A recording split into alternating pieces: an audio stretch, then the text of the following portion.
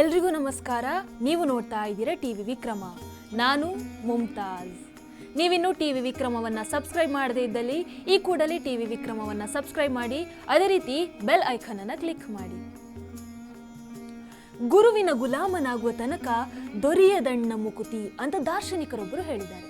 ಅಂದ್ರೆ ಒಬ್ಬ ಸಾಮಾನ್ಯ ಮನುಷ್ಯನಿಗೆ ಆತನ ಜೀವನದ ಅರ್ಥವನ್ನ, ತನ್ನ ಜೀವನದ ಮೌಲ್ಯವನ್ನ, ಆತನ ಜೀವನದ ಗುರಿಯನ್ನ, ಆ ಗುರಿಯನ್ನು ತಲುಪಲು ಮಾಡದೇ ಇದ್ದಲ್ಲಿ ಈ ಕೂಡಲೇ ಟಿವಿ ವಿಕ್ರಮವನ್ನ ಸಬ್ಸ್ಕ್ರೈಬ್ ಮಾಡಿ, ಅದೇ ರೀತಿ ಬೆಲ್ ಐಕಾನ್ ಅನ್ನು ಕ್ಲಿಕ್ ಮಾಡಿ.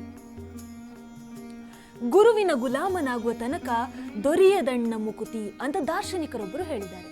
ಅಂದ್ರೆ ಒಬ್ಬ ಸಾಮಾನ್ಯ ಮನುಷ್ಯನಿಗೆ ಆತನ ಜೀವನದ ಅರ್ಥವನ್ನ, ತನ್ನ ಜೀವನದ ಮೌಲ್ಯವನ್ನ, ಆತನ ಜೀವನದ ಗುರಿಯನ್ನ, ಆ ಗುರಿಯನ್ನು ತಲುಪಲು ಸಾಗಬೇಕಾದ ದಾರಿಯನ್ನ ತಿಳಿಸೋದಕ್ಕೆ ಒಬ್ಬ ಗುರುವಿನಿಂದ ಮಾತ್ರ ಸಾಧ್ಯ. ಅರ್ಥವನ್ನ, ತನ್ನ ಜೀವನದ ಮೌಲ್ಯವನ್ನ, ಗುರುವಿನ ಗುಲಾಮನಾಗುವ ತನಕ ದೊರೆಯದಣ್ಣ ಮುಕುತಿ ಅಂತ ದಾರ್ಶನಿಕರೊಬ್ಬರು ಹೇಳಿದ್ದಾರೆ. ಅಂದ್ರೆ ಒಬ್ಬ ಸಾಮಾನ್ಯ ಮನುಷ್ಯನಿಗೆ ಆತನ ಜೀವನದ ಅರ್ಥವನ್ನ, ತನ್ನ ಜೀವನದ ಮೌಲ್ಯವನ್ನ, ಗುರುವಿನ ಗುಲಾಮನಾಗುವ ತನಕ ದೊರೆಯದಣ್ಣ ಮುಕುತಿ ಅಂತ ದಾರ್ಶನಿಕರೊಬ್ಬರು ಹೇಳಿದ್ದಾರೆ.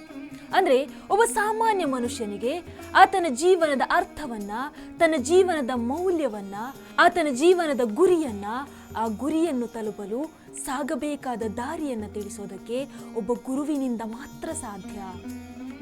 ಹಾಗಾಗಿ ಅಂತಹ ಗುರುವಿನ ಶ್ಲೋಕವನ್ನ ನಾನಿವತ್ತು ನಿಮ್ಮ ಮುಂದೆ ಪ್ರಸ್ತುತಪಡಿಸ್ತೀನಿ. ಗುರುರ್ ಬ್ರಹ್ಮ ಗುರುರ್ ವಿಷ್ಣು ಗುರುದೇವೋ ಮಹೇಶ್ವರಃ ಗುರು ಸಾಕ್ಷಾತ್ ಪರಬ್ರಹ್ಮ ತಸ್ಮೈ ಶ್ರೀ ಗುರವೇ ನಮಃ. ಇಲ್ಲಿ ಈ ಶ್ಲೋಕದಲ್ಲಿ ಪ್ರತಿ ಒಂದು ಪದದ ಅರ್ಥವನ್ನ ನಾನು ನಿಮಗೆ ತಿಳಿಸ್ತಾ ಹೋಗ್ತೀನಿ.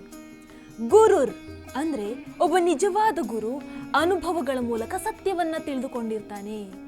ಅದು ಆತನ ಮಾತಿನ ಮೂಲಕ, ಆತನ ಕೃತಿಯ ಮೂಲಕ, ಆತನ ಯೋಚನೆಗಳ ಮೂಲಕ ಪ್ರತಿಫಲಿಸುತ್ತೆ. ಗುರುರ್ ಬ್ರಹ್ಮ, ಒಬ್ಬ ಗುರು ತನ್ನ ವಿದ್ಯಾರ್ಥಿಗಳಲ್ಲಿ ರಚನಾಶೀಲತೆಯನ್ನ ಸೃಷ್ಟಿ ಮಾಡ್ತಾನೆ. ಹಾಗಾಗಿ ಆತ ಬ್ರಹ್ಮನಾಗಿದ್ದಾನೆ. ಗುರುರ್ ವಿಷ್ಣು, ಒಬ್ಬ ಗುರು ತನ್ನ ವಿದ್ಯಾರ್ಥಿಗಳಲ್ಲಿರುವಂತಹ ಸದ್ಗುಣಗಳನ್ನ ಪೋಷಿಸ್ತಾನೆ. ಹಾಗಾಗಿ ಆತ ವಿಷ್ಣು ಆಗ್ತಾನೆ. ಗುರುದೇವೋ ಮಹೇಶ್ವರಃ, ಒಬ್ಬ ಗುರು ತನ್ನ ವಿದ್ಯಾರ್ಥಿಗಳಲ್ಲಿ ಇರುವಂತಹ ದುರ್ಗುಣಗಳನ್ನ, ದುಷ್ಟ ಆಲೋಚನೆಗಳನ್ನ ನಾಶ ಮಾಡ್ತಾನೆ. ಹಾಗಾಗಿ ಆತ ಮಹೇಶ್ವರನಾಗಿದ್ದಾನೆ.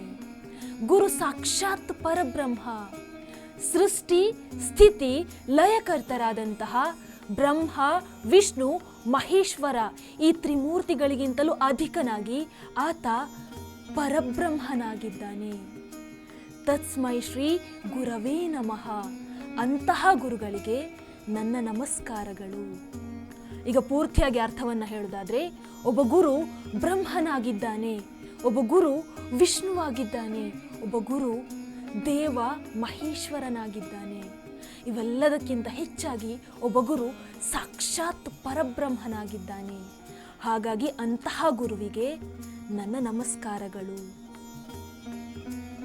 ನಾವು ಪ್ರಪಂಚದಲ್ಲಿ ಯಾವುದೇ ಮಹಾನ್ ವ್ಯಕ್ತಿಗಳನ್ನು ಗಮನಿಸಿದಾಗ, ದಾರ್ಶನಿಕರು, ಸಂತರು, ರಾಜಕೀಯ ಮುತ್ಸದಿಗಳು, ಹೀಗೆ ಯಾರನ್ನೇ ಗಮನಿಸಿದಾಗಲೂ ಕೂಡ ಅವರ ಜೀವನದ ಪ್ರತಿ ಹಂತದಲ್ಲೂ ಕೂಡ ಮಾರ್ಗದರ್ಶಕರಾಗಿ ಒಬ್ಬ ಗುರು ಇದ್ದೇ ಇರ್ತಾರೆ. ನಾವು ಪುರಾಣಗಳನ್ನು ಗಮನಿಸಿದಾಗ ನಮ್ಮ ಪೂರ್ವಜರು ಗುರುವಿಗೆ ಎಷ್ಟು ಮಹತ್ತರವಾದಂತಹ ಸ್ಥಾನವನ್ನ ನೀಡ್ತಾ ಇದ್ರು ಅನ್ನುವಂಥದ್ದನ್ನ ಗಮನಿಸಬಹುದು. ಹಾಗಾಗಿ ಒಬ್ಬ ಮನುಷ್ಯ ಅಂತ ಹೇಳಿದ್ರೆ ಆತನ ಮನಸ್ಸು ಚಂಚಲ. ಅಂತಹ ಚಂಚಲ ಮನಸ್ಸನ್ನ ಹಿಡಿದಿಟ್ಟು ಆತನನ್ನ ಸಮಾಜಕ್ಕೆ ಒಳಿತಾಗುವ ರೀತಿಯಲ್ಲಿ ಬೆಳೆಸೋದಕ್ಕೆ ಒಬ್ಬ ಗುರುವಿನಿಂದ ಮಾತ್ರ ಸಾಧ್ಯ. ಹಾಗಾಗಿ ಅಂತಹ ಗುರುವಿಗೆ ನಮನಗಳನ್ನು ಸಲ್ಲಿಸ್ತಾ ಇವತ್ತಿನ ಕಾರ್ಯಕ್ರಮವನ್ನು ಮುಗಿಸ್ತಾ ಇದ್ದೀನಿ. ಮುಂದಿನ ವಾರ ಮತ್ತೊಂದು ಶ್ಲೋಕ ಮತ್ತು ಅದರ ಅರ್ಥದೊಂದಿಗೆ ಮತ್ತೆ ಭೇಟಿಯಾಗ್ತೀನಿ.